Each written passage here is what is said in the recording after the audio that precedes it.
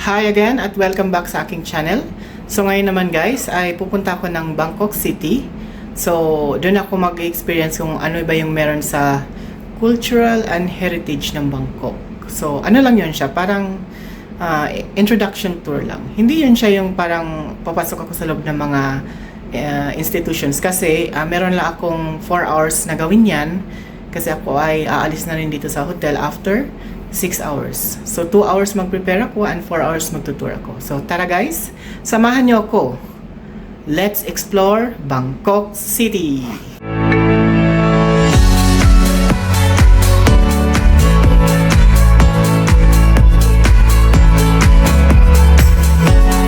So, una sa lahat, yan, nakapagbihis na ako. Parang, ang bilis ko nagbihis. Pero ano lang kasi yan, nagbihis lang ako ng t-shirt.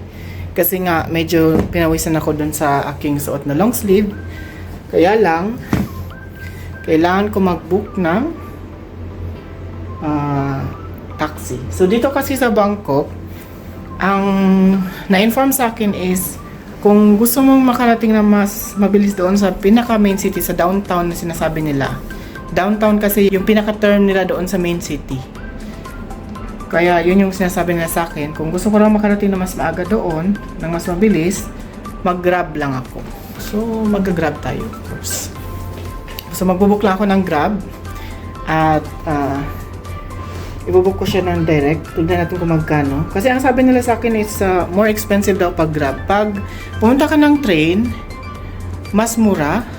Pumunta ka ng bus station, mas mura. Pero mas mahaba yung oras. Ako kasi, limited lang ang oras ko. Kung masyado namang mahaba ang oras mo, why not naman, walang problema. So, ang purpose ko lang din kasi dito is para magkaroon ako ng idea kung paano siya mas mabilis na gawin once na bumalik ako dito after some time para magstay ulit. So, ganun lang yun. So, sa experience na to, ang ma-advise ko sa mga nag-i-intro na tour sa lugar na ito, much better na magkaroon muna kayo ng introduction tour para later on, matutunan nyo kung paano ma-experience ng much better yung mga susunod pa na experience na gusto nyo gawin dito sa Bangkok.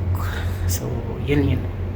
So, mag-book muna ako ng taxi and later on, hintayin ko na lang doon sa couch, doon sa may lounge. A few moments later. So, ayan, nakapag-book na ako ng taxi papunta doon sa Grand Palace.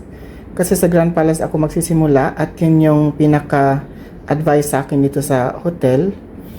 And doon ako maghanap ng tuk-tuk na sinasabi ko na kasi gusto ko ma-experience yung tuk-tuk din doon sa downtown Bangkok. And isa pa is yung kasi, yung tawag dito, yung pinaka-best way talaga is yung Grab Saver. Kasi yung Grab Saver is pinaka-mababa and smaller car lang siya kung ikaw lang mag-isa. Pero kung maramihan kayo, mas maganda na mag 6-seater or 8-seater kayo na Grab. So yun yung pinaka-best way dyan. So, bababa na ako kasi baka dumating bigla yung binook ko na taxi. Babae ang driver. So, let's see kung gaano siya kaganda, guys. Nice. So, ngayon ay bababa na ako. Yan.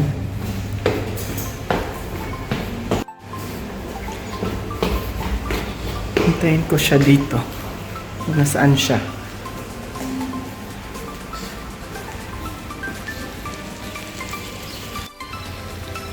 Tignan natin kung saan yung taxi ngayon. So, still waiting pa rin ako doon sa aking Grab taxi. Kuhanan muna natin ng picture yung ating sarili. Picture. Video pala ito. Habang naghihintay. So, yan ang outfit ko ngayon. Outfit ng Jologs. Damn! Then tayo dito sa elephant and Christmas tree. So parang nandiyan na siya. Lalabas na ako. Notable din yung mga halaman nila dito. Ang gaganda. May garden pala dun sa gilid. Tapos ito siya, anahaw. Tapos merong lion head. Lion ba ito talaga? Nakalagay yung pangalan ng hotel. So Sinusuban. Okay? Traveling in Bangkok.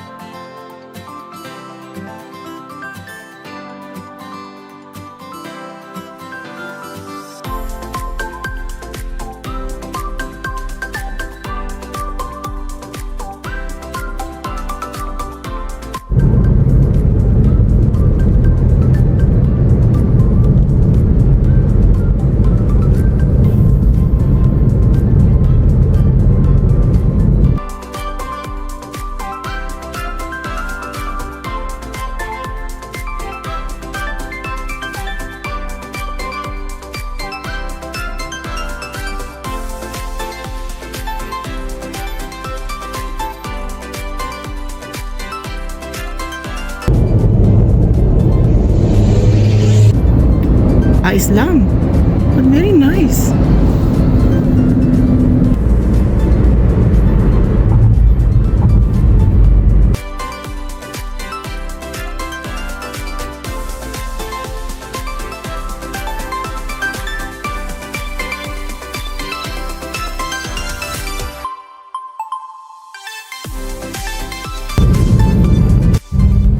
Yes, when we land here earlier, from top I can see Grand Palace.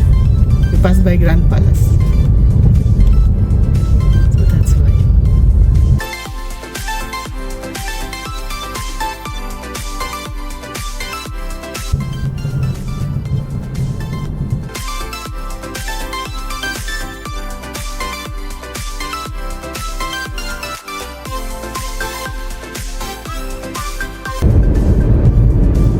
Now this is going Grand Palace, no?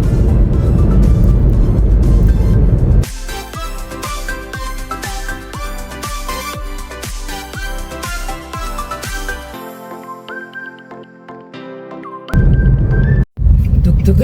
Yes, one best ride here. But you cannot go ride tuk-tuk for from airport until Bangkok downtown, no? So you reach the next day. Only for here only.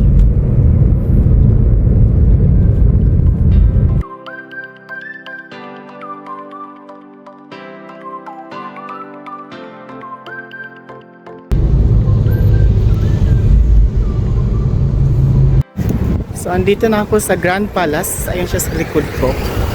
Kailangan pa daw duman sa kabila para makakuha ng ticket. Tingnan natin. Ganda talaga.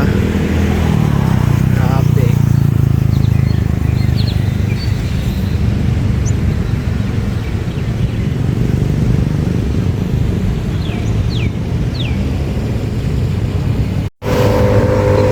Kaya lang, next time ko na-experience sa pumunta dun sa loob ng palace kasi matatagalan ako at wala na akong oras.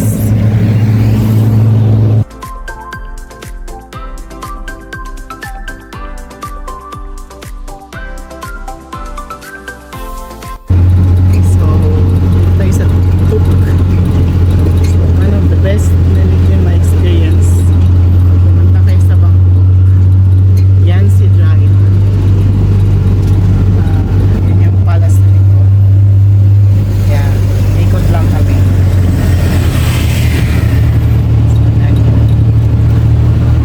What is in here? So, ito yung tuk-tuk kasi. It's a traditional na sasakyan dito sa Thailand. So, wala ito may experience kasi para alam ko next time. Ano kami, yun yung pala sa likod. So, ito lang yung pinunta ko dito. So, nagbayad ako ng 300 baht para dito kasi nagra-rush ako. Kailangan matapos ko na.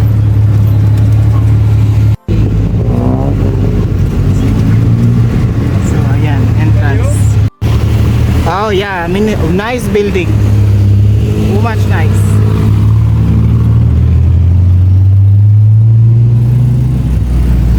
So, ayan yung likod ng palasyo nila. Dito na kami sa may kami ito pupunta. Yan.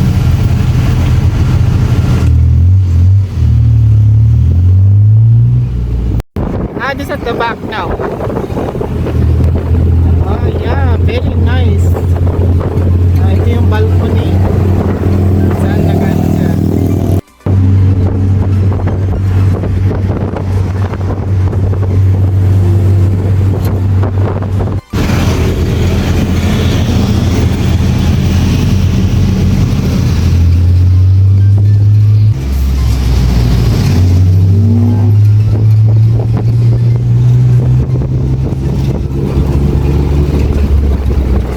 So what is this area? This area. Name. Name of the area. So guys, kailangan talaga ma-experience yung ganitong ride. Enjoyable. 30 minutes kasi siya. Yung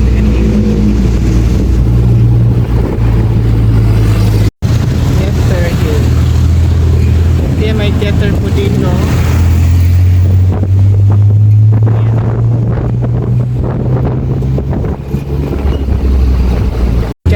Chinatown daw yan. So, yan, dito na kami sa kabila.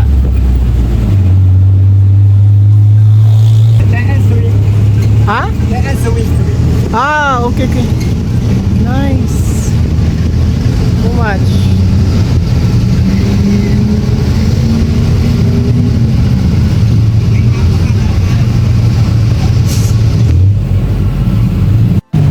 So marami din dito try din ang tuk-tuk yung mga tourist na ito. So yan sila sa kabilang side pupunta. Ako dito pabalik na kasi kailangan ko nang bumalik doon sa hotel. Alis na ako eh. So yan, government building ulit.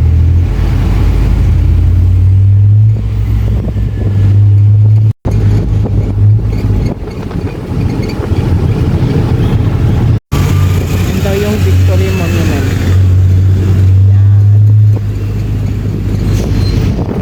Tapos yung mga estudyante nagsilabasan na dito.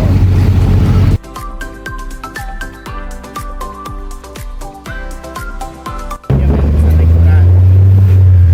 Yeah. Pabalik na ako dun sa origin of place, sa Grand Palace. Sa garden. Ngayon guys, kung gano'ng maganda yung design. No, what can buy here? Souvenir? Buy, purchase something, item. Souvenir, what? Food? What? Nightlife, disco? Bar? Ah, this is Kausan Road, this one. This is Kausan Road, not this. Ah, this is okay. Ah, this one now is not. Ah, now already on there.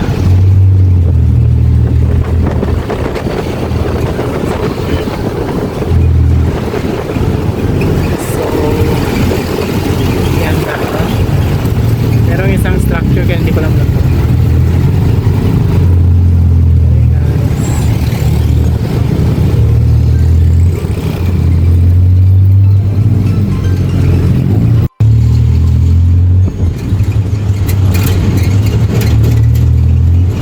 Ito na kami sa likod ng starting point ng pabalik.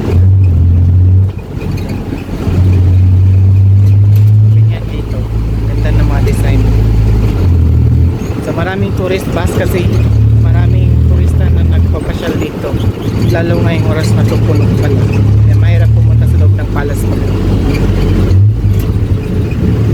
So ayan, puno siya. Plaza, maraming ibon.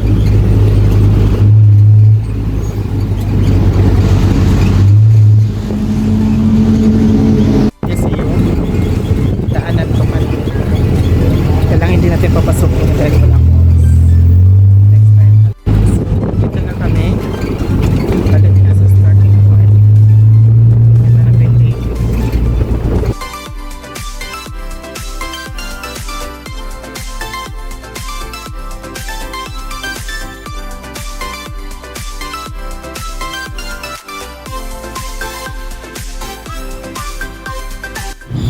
So natapos din ang aking tuk-tuk experience. So yun yung tuk-tuk ride of the day. So doon ako galing. Kasi ikot ako. Kasi pupunta ako doon sa may money exchange.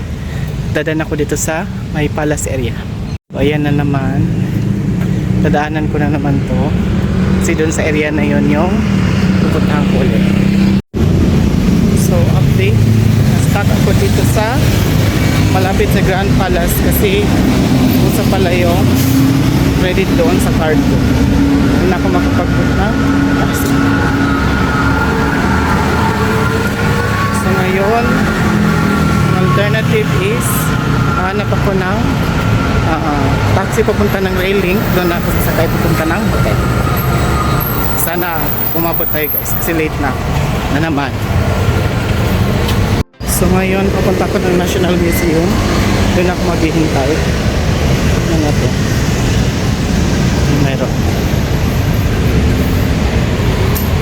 Yan. Tignan ko kung alin doon ang pwedeng sakyan. Punta ng railing station. So nakahanap ako ng solusyon. Nagbook ako ng motorcycle. Motorcycle ba? Oo, tama. Motorcycle yung maghatid sa akin. Kasi para makarating ako ng mas mabilis. So, dito ako sa may National Museum naghihintay. So, naghihintay na lang ako ng service. One eternity later. So, hi. Nakauwi ko lang. Motorbike ride ako kasi para mabilis ako makarating dito dahil na-stuck ako doon sa Grand Palace visit. So nag-rest lang ako ng konti at ako aakyat na at magre-ready na for the flight. Kasi alis na ako dito ng 7:30 ng gabi. So meron na lang akong 1.5 hour.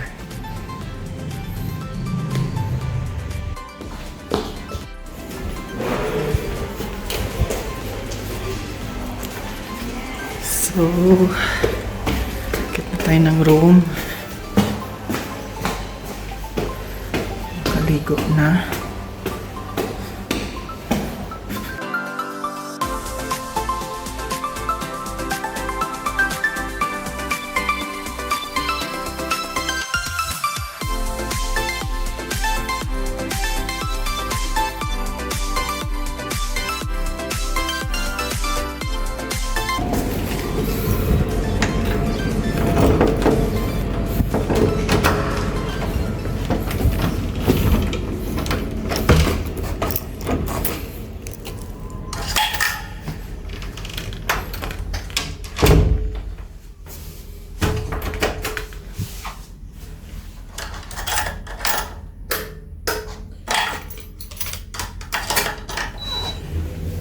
So, yan.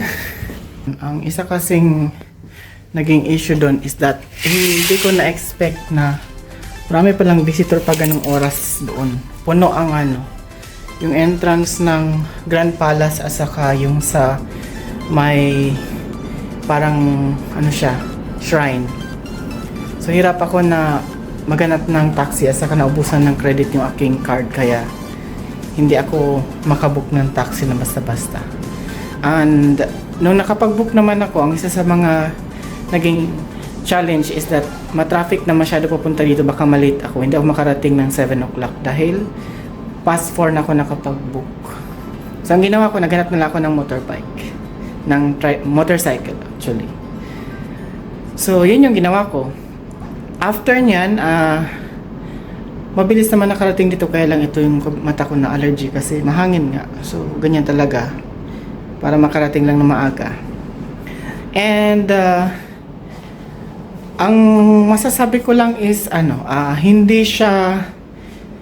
hindi naman ganun kahirap mag-travel ng ganung way, pero medyo may kamahalan nga ang price. Sinasabi nga nila sa akin dito sa hotel nung nagtanong ako, kapag nag-grab ka papunta ng downtown sa Bangkok, mas mahal kaysa mag-train ka. Kaya lang pinagkaiba nun is kapag nag-grab ka kasi medyo mahal siya, pero mas mabilis ka makakarating kasi wala kang i-stopan, wala kang lalakarin. Dire-diretso lang doon sa kung saan ka magdadrop. Ang pinagkaiba naman kung gusto mo mag-airport, railway link, medyo mahaba ang oras, pero hindi ka ganun magagastusan. Maganda yung ganun kapag meron ka mahabang oras para mamasyal. Kasi doon sa downtown Bangkok, based on sa experience ngayon, ang bagal ng traffic kasi ang daming turista. So, siguro ang bus na nakita ko kanina doon is nasa more than 20. Puno talaga siya doon hanggang sa kabilang row. Hanggang doon yun sa may museum. Kasi sa may museum, meron silang parang mga exhibit. So, ganun yun.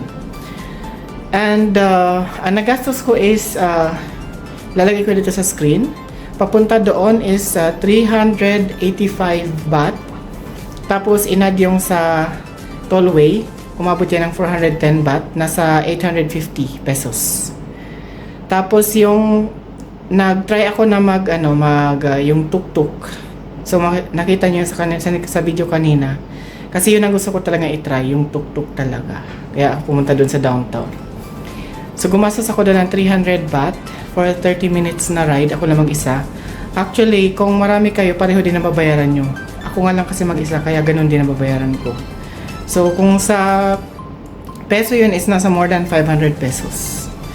And then, nag-book ako ng motorcycle papunta dito kasi para mabilis ako makarating, which cost me only 400 baht. Kasi pag nag-taxi ako, it's around 600 to 700 baht. So, 400 baht, nasa ano pa din yun, nasa 800 plus. So, kung ito total lahat na nagastos ko papunta doon, wala pa yung entrance ticket doon sa mga sa museum, sa Grand Palace, or kahit ano pang mga may kailangan entrance fee na babayaran bago papasok sa loob. Kasi nga hindi ako pumasok dahil baka matagalan ako lalo. Nasa all in all, umabot siya ng 2,200 pesos. Equal sa Philippine money. So, ganun na nagastos ko. Nakaikot ako doon sa downtown Bangkok gamit yung tuk-tuk. So, tuk-tuk kasi ang tawag doon. Ilalagay ko lahat yun dito sa picture. Pero maganda siya na experience kasi parang traditional na sasakyan dito sa Thailand. So, kaya gusto ko siya ma-experience. So, kung gusto niyo rin ma-experience na ganun, kailangan kasi nakaplan yan kasi nga gaya nung dito sa akin na hindi siya nakaplan. So, pag naipit ako at hindi ko alam gawan ng paraan, mahirap. So, alam ko nga lang gawan ng paraan. Kaya, mabilis ko siyang nagagawa kahit hirap ako sa paghahanap ng solusyon. So, ganun lang yun. Kasi ang pagta-travel, hindi naman lahat din is nagta-travel ka dahil leisure yan. Yung iba maghihirap ka talaga. Kasi gaya ko, hindi ko alam yung lugar. So, for experience lang din ba? Kasi para pag bumalik ako dito, alam ko na kung anong meron. So, alam ko na kung anong gagawin ko. Alam ko nang i-adjust yung oras. At least nakikita nyo kung ano yung mga pagkakaiba ng ways sa pag-travel. Kasi yung iba, diretso lang talaga yung nagle-leisure. Pero paano naman kung nagte-transit ka nga lang? So, transit lang kasi itong sa akin. Ganun lang ang gusto kong i-share. Pero kung plan mo na pumasok doon especially doon sa Grand Palace, kailangan talaga mahaba ang oras mo. Kasi yung pagpasok pa lang doon, nabutin ka ng mga 3 to 4 hours na. Kasi mahaba ang pila. Hindi ka magtatagal doon sa tour sa loob. Magtatagal ka doon sa dami ng pila. Kasi mahaba ang pila talaga kanina. Sobrang haba. Hanggang doon sa may museum. And then, based on collection of information kasi, kapag tuk-tuk ka kasi, medyo nagtaas na sila ngayon. Puro na 300 baht na talaga. Siguro sa mga kakilala nila, mababa yun. Pero sa akin kasi, alam lang hindi ako galing dito. Pero okay na rin, for experience lang naman din. So, nakakapagod nga lang ang experience ngayong araw na to. Pero, sulit kasi, nakita ko na yung gusto ko makita dito sa Bangkok. At saka na-experience ko na yung gusto ko ma-experience dito. So, yun lang guys. Kung may mga tanong kayo about sa travel dito na hindi ko pa nasabi siguro, paki-comment down na lang sa comment box. And again, thank you for watching sa aking Bangkok vlog on downtown hopping na munti ka na naman akong mali. Buti na lang may isang oras pa ako.